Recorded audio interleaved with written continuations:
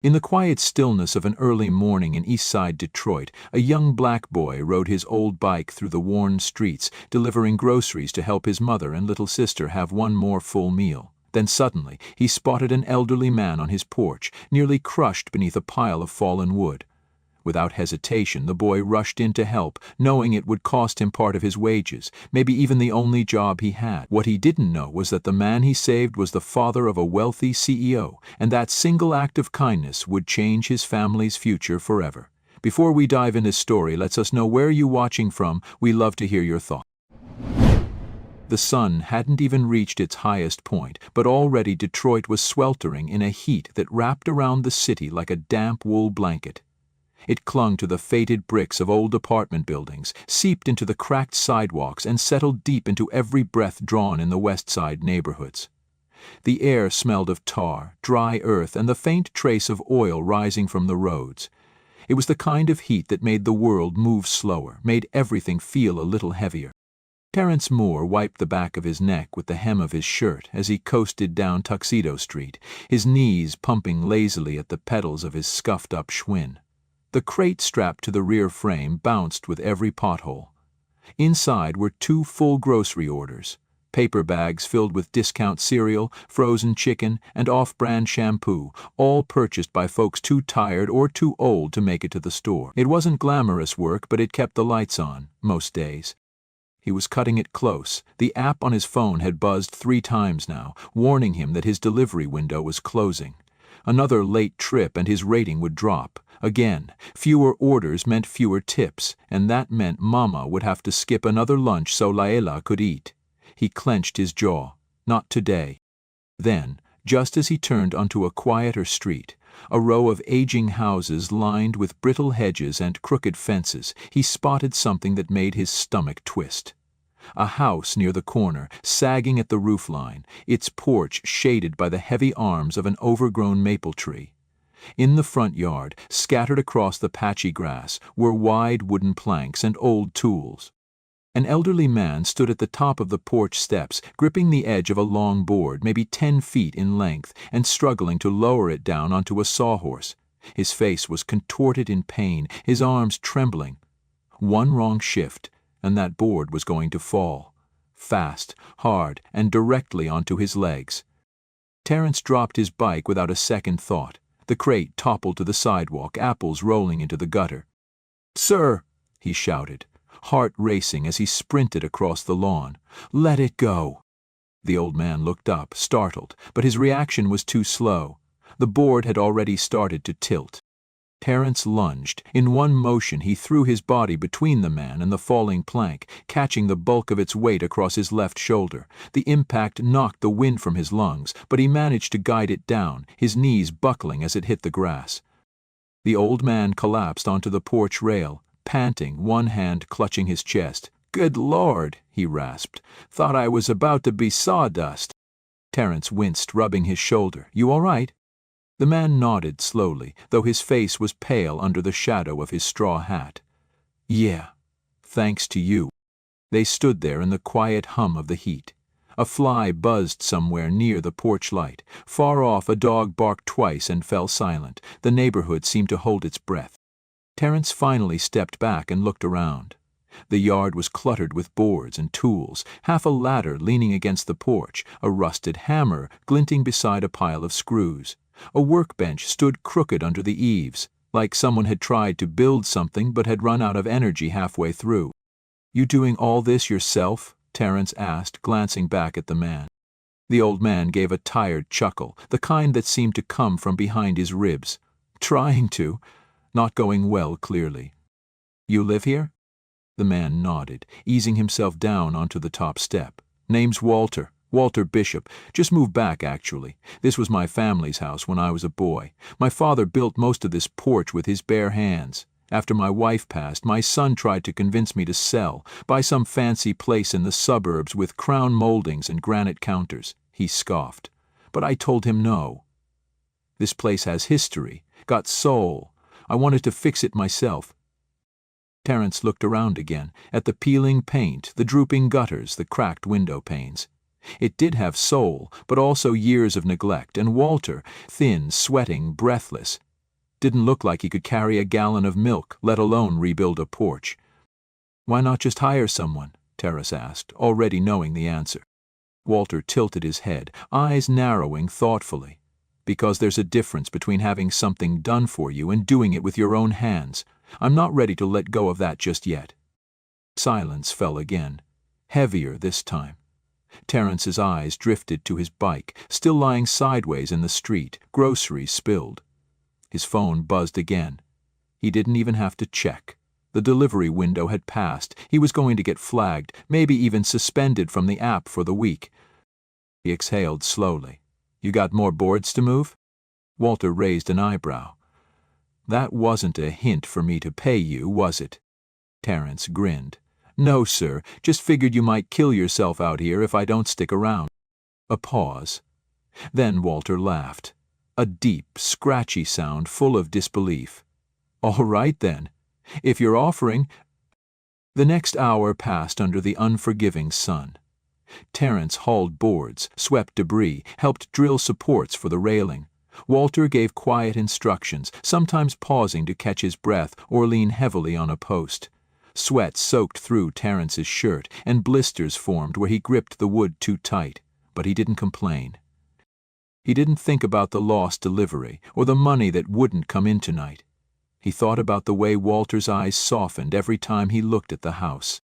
And when they were done, when the last board was stacked neatly in the back and the porch no longer looked like it might collapse under the weight of memory, Walter reached out a weathered hand. "You saved an old fool twice today," he said. "Least I can do is remember your name." Terrence shook his hand. "Terrence Moore." Walter smiled, slow and full of something real. "If you ever need anything, Terrence, you come knock. This porch might not look like much, but it owes you." Terrence nodded, backing away, his legs heavy with heat and fatigue. He mounted his bike and gave a final glance back at the man sitting on the steps of his past. As he pedaled away, the notification hit his phone. He didn't even need to look to know order canceled, rating dropped, earnings cut. Still, he smiled to himself. Something about today felt different. He hadn't earned much, but maybe, just maybe, he'd earned something more. Terrence's legs felt like soaked concrete as he pushed his bike up the cracked sidewalk toward the narrow brown house he called home. The late afternoon heat had taken on a drier bite, and the sky hung low and yellow with humidity, threatening storms that might never come.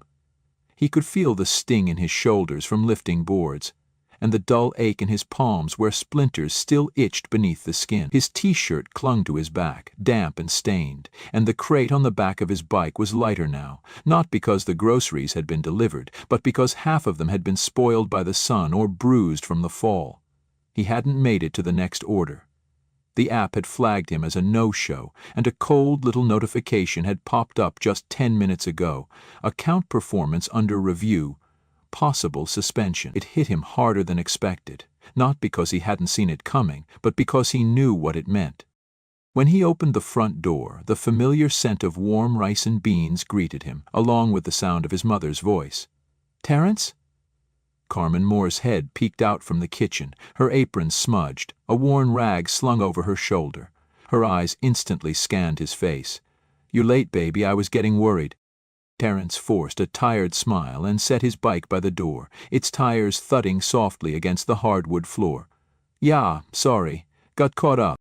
Carmen stepped into the living room, her expression shifting from concern to careful calculation. "Caught up how?"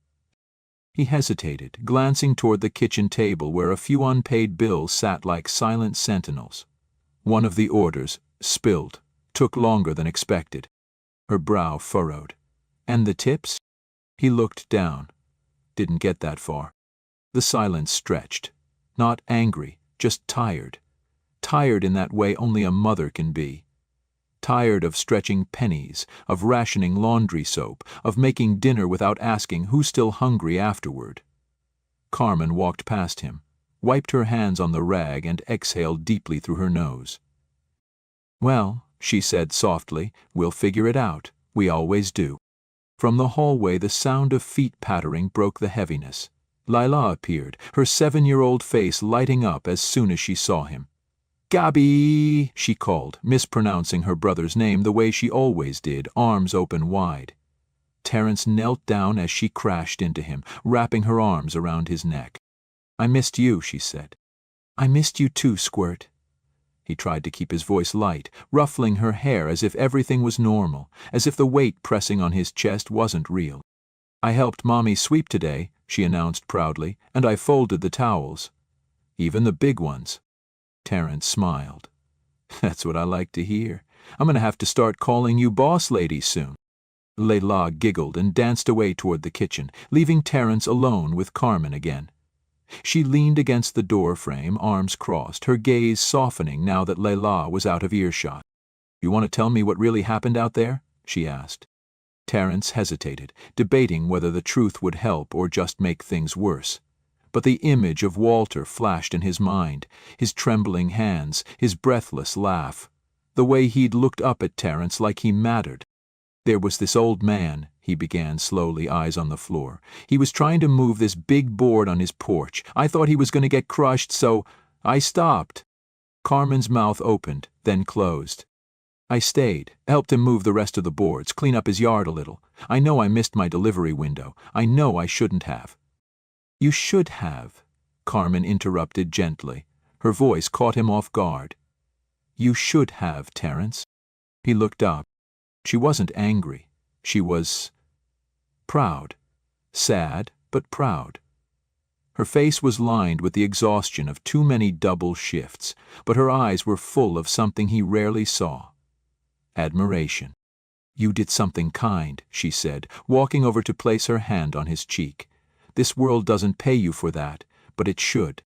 Her hand lingered for a second longer than usual, then dropped as she turned toward the stove. "Now come eat before it gets cold. We may not have much, but beans taste better when they're hot." Terence sat at the table in silence, chewing slowly, the weight of the day finally settling into his bones. He'd lost a day's pay, maybe more depending on what the app decided. But even as the numbers floated like storm clouds in the back of his mind, he couldn't forget Walter's voice. "This porch might not look like much, but it owes you." That night, lying on the worn couch mattress in the front room, Terence stared at the ceiling, his thoughts moving like smoke. He should have felt regret. He should have felt panic about the money. But what he felt instead was strange, quiet clarity. He had done something good, something decent. And even if it didn't matter to the world, it mattered to him. And though he didn't know it yet, it mattered to someone else, too. Miles away, in that old house shaded by the big maple tree, an old man sat on his newly cleared porch with a rotary phone in his hand, dialing a number he hadn't called in years. "Marcus," he said, his voice gravelly but urgent. "I need you to meet someone." The next morning broke slow and gray, with clouds hanging low over the rooftops, like the sky hadn't made up its mind whether to rain or just hover heavy all day.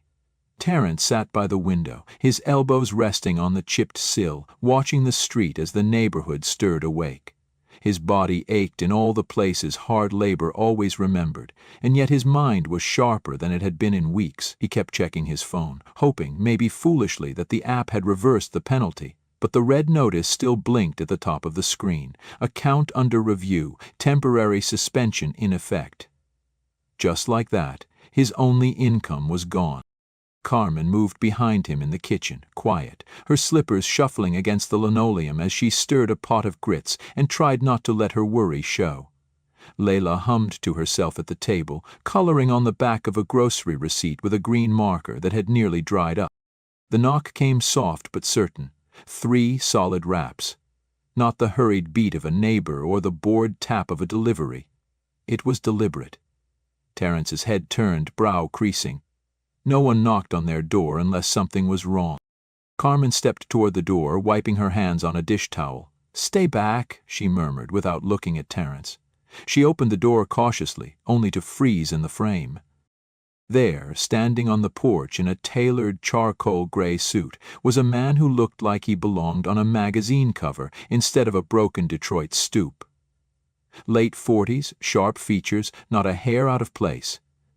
Behind him, parked half on the sidewalk and gleaming like sin itself, was a black limousine with tinted windows. "Good morning," the man said, his voice smooth but confident. "I'm looking for Terence Moore." Carmen's eyes narrowed instinctively. "Who's asking?" "I'm Marcus Bishop," he said, extending a business card she didn't take. "My father, Walter Bishop, told me about a young man who helped him yesterday. Saved him, really." Terence had already stepped into the hallway, heart pounding, watching the exchange with caution. He walked up behind his mother, gently placing a hand on her shoulder. "It's all right, Ma. That's him." Marcus's gaze shifted, meeting Terence's eyes. He smiled, genuinely it seemed. "You're even younger than my father said." Terence blinked, confused. Is he okay?" "He's fine. Sore but grateful." Marcus glanced around the street, then back to Terence. "He told me about what you did, said you put your own work aside, risked your time, maybe your money, just to help a stranger, that you stayed even when he couldn't pay you. That means something." Terence felt his stomach twist. "I didn't do it for thanks," he said quickly, "or money." "I know," Marcus replied. "That's why I'm here," he gestured to the limo. "Would you mind if we talked, somewhere more private? My driver can bring you back." Terence looked at his mother. Her face was stone still, protective, unreadable. Then she nodded. Once, slow. "I'm coming with him." Marcus didn't hesitate. Of course. The ride was quiet at first. The leather interior smelled like wealth. New car scent, subtle cologne, air conditioning that didn't rattle. Terence sat stiffly beside his mother, who hadn't unclenched her hands since they left the house. Marcus, across from them, studied the boy carefully. "You remind me of my father," he said finally. "When he was younger. He built that house with his own hands, brick by brick. It's why he refused to leave it, even when I begged him. Said the city forgot men like him, and he wasn't about to let his legacy rot without a fight." Terence met his gaze. "I think I understand that." Marcus smiled faintly. "I think you do." He reached into his briefcase and pulled out 2 folders, sliding them across the table. "This is why I came. One is for you. It's a job offer. Part-time assistant with my logistics company, after school hours. We're opening a new youth apprenticeship program, and I want you to be the first name on the list." Terence's eyes widened. "A job? With you?" Marcus nodded. "But more than that, I spoke with some partners. If you're interested. There's a scholarship program we can enroll you in. It's competitive, but your story, your heart, that's what they look for. Full tuition, private school, mentorship." Terence was frozen, speechless.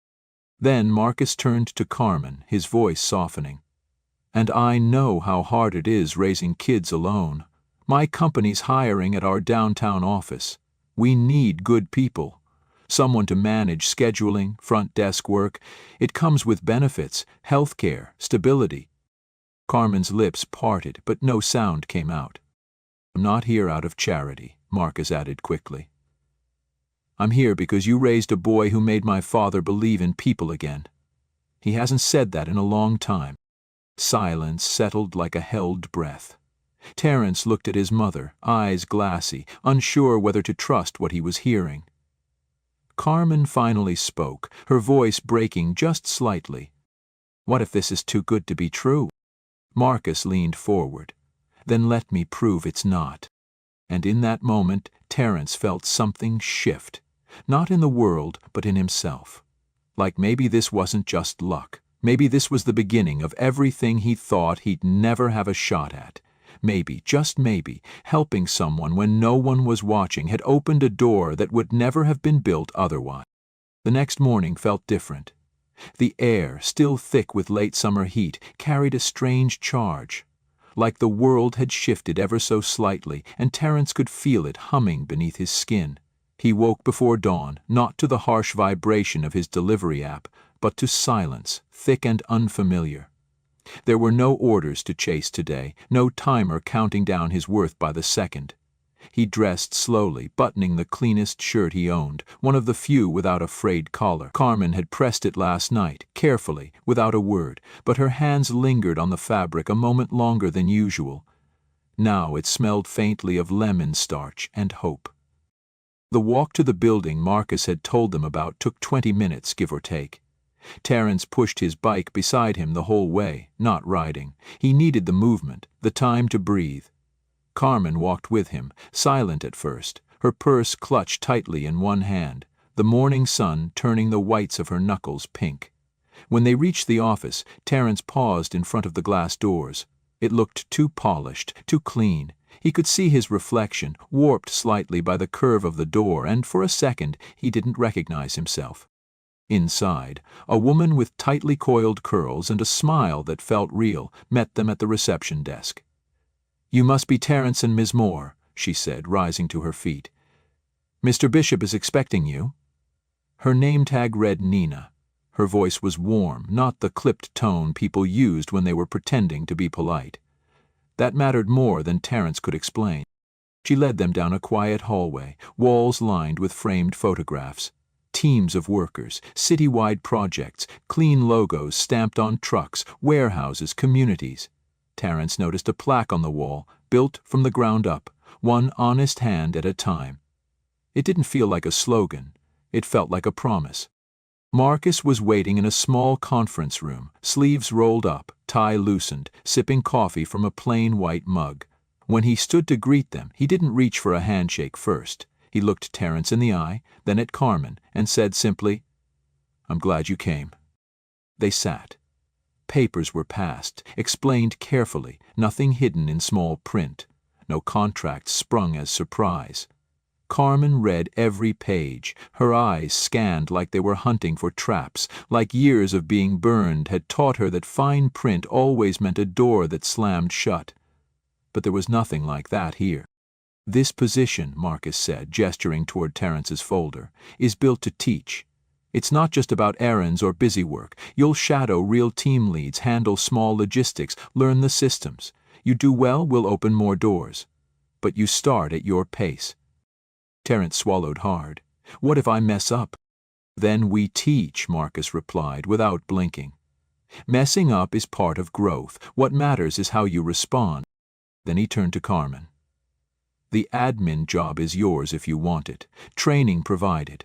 Paid hourly, with benefits. I don't offer favors, I offer opportunities. To people who deserve them."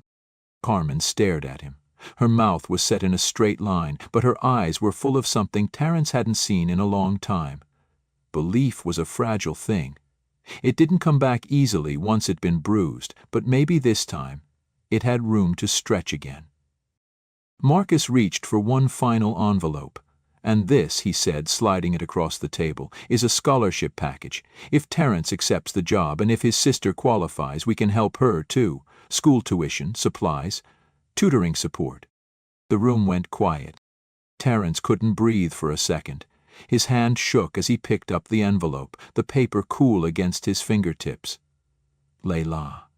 He thought of her in hand-me-down shoes 2 sizes too big, reading old library books until the pages peeled.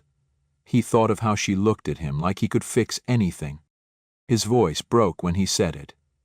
"Why are you doing this?" Marcus sat back, his expression calm. "Because someone helped me once, when they had no reason to. That help changed everything. I'm just passing it forward." Carmen's breath hitched. She reached for Terence's hand under the table, and for the first time in a long time, it wasn't to guide him. It was to steady herself. Terence looked between the folder, the envelope, and Marcus. His voice was quiet but firm. "All right," he said. "I'm ready." And just like that, the door didn't just open. It stayed open, and Terence stepped through. The days that followed unfolded like a film Terence never thought he'd be cast in. Each morning he woke early, dressed in the button-up shirt Carmen pressed the night before, and rode his bike down smoother, cleaner streets toward the glass building that now bore his name on a visitor's badge. The first few days were overwhelming, navigating hallways full of strangers in pressed slacks, handling paperwork he didn't fully understand, answering phones where his voice always cracked on the first word, but each time he stumbled, someone was there to guide him. Nina from reception always smiled when he passed, offering a quiet thumbs up. Mr. Lewis, his supervisor, had a gruff voice but gentle eyes and walked him through the logistics systems without judgment. Slowly, the fear in Terence's chest was replaced by something he hadn't allowed himself to feel in years. Possibility. Meanwhile, Carmen started her new job 2 floors up, wearing clothes she hadn't touched in years, the ones she'd saved in case someone ever looked at her like she was more than just another tired single mother. She learned fast, typing faster than she thought her fingers could move, answering phones with a tone that demanded respect. By the end of her first week, Marcus passed her desk, looked her square in the eye, and said, "Your son has your fire." Carmen didn't respond aloud, but she smiled, and that smile stayed with her all day. But the moment everything shifted came at the end of Terence's first full week. He had just finished sorting a series of shipment logs when Mr. Lewis handed him a new file. "Think you're ready for this?" he asked, raising an eyebrow. Terence took the folder, opening it carefully. Inside were documents from a previous shipment, the same one from earlier that week. Something about the numbers didn't feel right. He scanned the delivery codes again and again. His gut twisted. "Sir," he said slowly, "I think these 2 pallets were misrouted. This one says Eastside Depot, but the order number matches our West Side route." Lewis leaned over, his brow furrowed. "Damn, you're right. If we hadn't caught this, we'd be looking at a fine, and a big one. Like Luca at Rourke." And Terence's heart pounded. "I didn't mean to." Lewis held up a hand. "No, you meant to. You were paying attention. That's rare." He paused, then added quietly, "Especially around here. Most people don't expect the kid from the delivery app to spot a mistake that seasoned staff miss." Terence blinked. He didn't know how to respond to that. Later that afternoon, Marcus called him into his office. The air was cooler in there, the lights softer, the walls lined with books that looked expensive even when they weren't open. Marcus stood by the window, looking out over the city. "I heard what you caught," he said without turning around. "You saved us thousands, but more than that. You showed you care about the details. That matters." Terence shifted in the chair. "I just didn't want to mess it up." Marcus finally turned, his eyes sharp but not unkind. "That mindset? That's the difference between someone just doing a job and someone building a future." He walked over to his desk, picked up an envelope and handed it to Terence. "Open it." Inside was a revised contract, higher hourly pay, a permanent part-time position, and a letter of recommendation for the scholarship program. Terence looked up, stunned. "Why?" "Because I believe in building people the same way my father built that porch. With patience, with time, and with someone who gives a damn."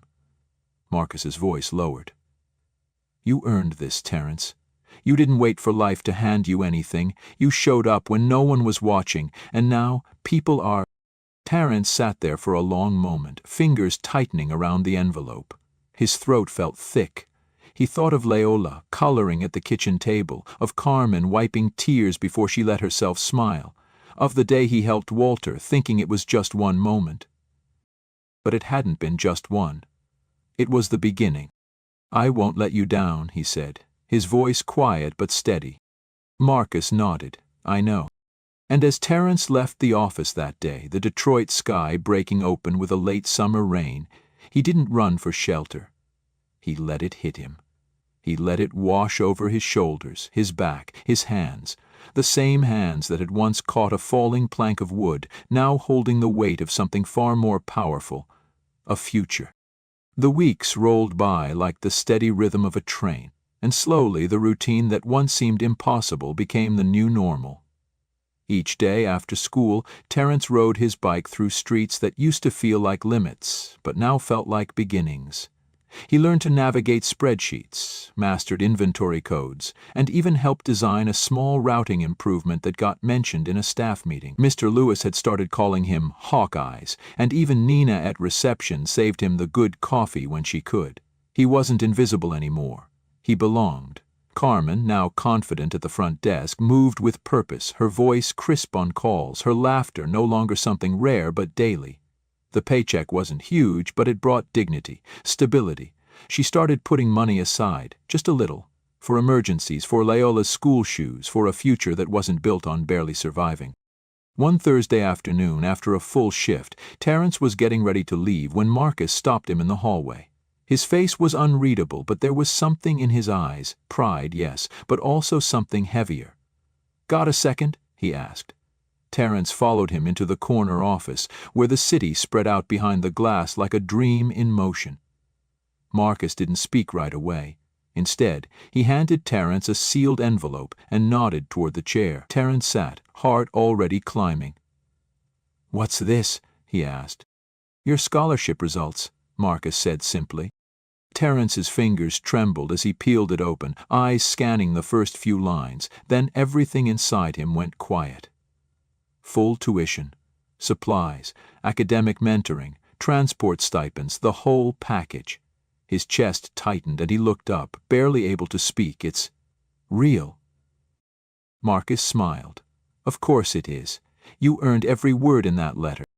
But that wasn't all. Marcus reached into a second folder and pulled out a smaller envelope. "And this is for your sister. We reviewed her records. Bright girl, stronger than she knows. She qualifies too." Terence's breath caught in his throat. "Lila?" Marcus nodded. They're going to the same school, together, safe, supported. Terence stood slowly, as if afraid he'd break the moment by moving too fast. His eyes burned. He turned toward the window, not wanting Marcus to see the tears he hadn't planned on shedding. But Marcus stood beside him, not saying a word, just letting the silence hold the weight of what this meant. That night, Terence walked home through the dusky quiet, sky streaked in orange and purple. He didn't ride his bike. He needed to feel the ground beneath his feet. When he stepped through the front door, Carmen was folding laundry, humming softly. Leila sat cross-legged on the floor, cutting stars from old cereal boxes. Terence dropped his bag and just stood there, looking at them, his family, his reasons. Carmen noticed the envelope in his hand first. "Well?" she asked, standing up. He nodded slowly, voice thick. "We're in. All of us." Carmen's hand flew to her mouth. Leila jumped up, still holding a half-cut star. "Even me?"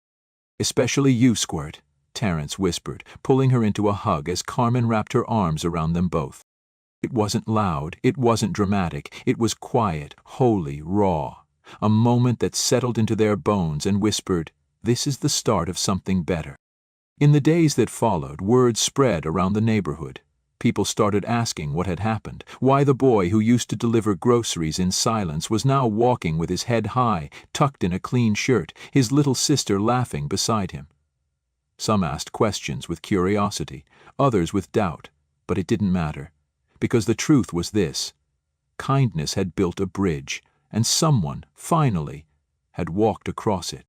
On the morning of their first day at the new school, Terence stood in front of the mirror adjusting his collar. Carmen stood behind him, hand on his shoulder, tears in her eyes. Leila twirled in her new uniform, beaming. As they stepped outside, Walter was waiting at the edge of the sidewalk, leaning on his cane, his porch now freshly painted. The boards straight and solid. Terence walked over. "You didn't have to come." Walter chuckled, eyes twinkling. "I wouldn't miss this for the world." They shook hands, 2 generations meeting in a silent understanding that went beyond words. As the sun rose behind them, lighting up the cracked sidewalks and quiet streets of their neighborhood, Terence knew this wasn't the end of the story. It was just the part where the music changes. He wasn't just surviving anymore, he was rising. And for the first time in his life, the future didn't look like a wall, it looked like a door. And this time, he had the key. Join us to share meaningful stories by hitting the like and subscribe buttons. Don't forget to turn on the notification bell to start your day with profound lessons and heartfelt empathy.